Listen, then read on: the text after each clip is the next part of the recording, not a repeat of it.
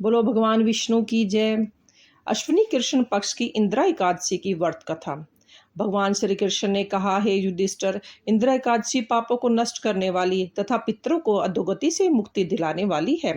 प्राचीन समय की बात है। सतयुग में महिष्मति नामक नगर में एक प्रतापी राजा इंद्रसेन राज्य करता था।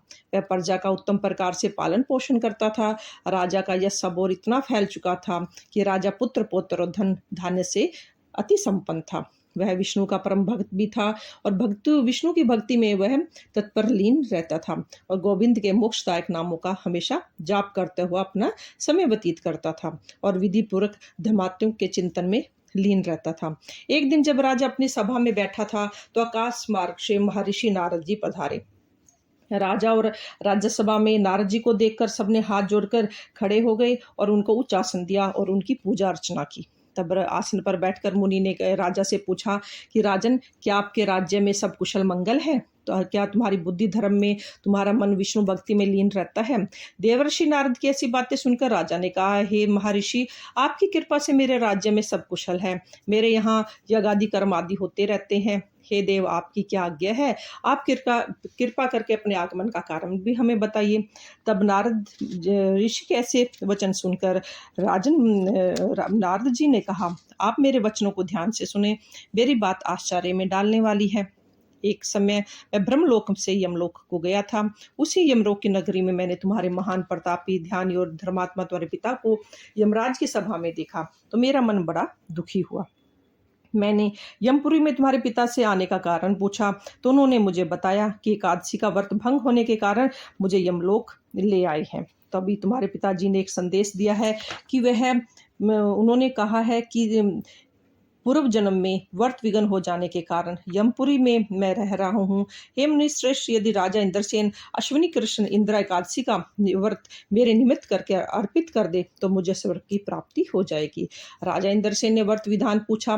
इस पर नारद जी ने बताया कि अश्विनी माह के कृष्ण पक्ष की दशमी के दिन प्रातःकाल स्नान आदि से निपट कर श्रद्धापूर्वक पितरों को श्राद्ध कराना चाहिए। केवल एक समय भोजन करें, रात्रि में भूमि पर शयन करें, एकादशी के दिन प्रातःकाल स्नान करें और फिर व्रत के नियमों को श्रद्धा भक्ति से ग्रहण करें।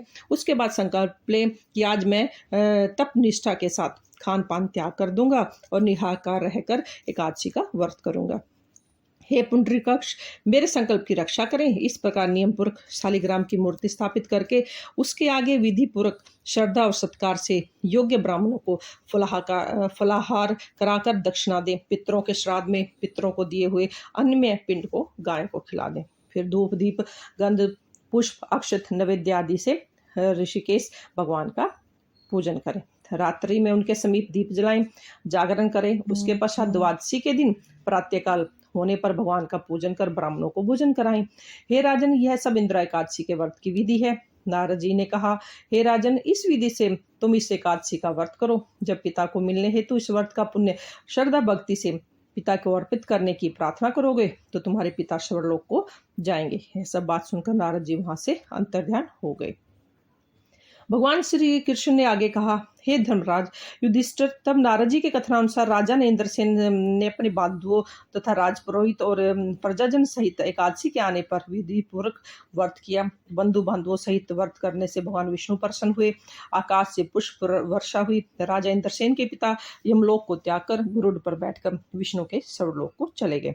इंदिरा एकादशी का महात्म्य पढ़ने तथा सुनने से मनुष्य सब पापों से छूट जाता है और इस प्रकार के भोगों को भोगकर वैकुंठ को प्राप्त होता है। बोलो भगवान विष्णु की जय।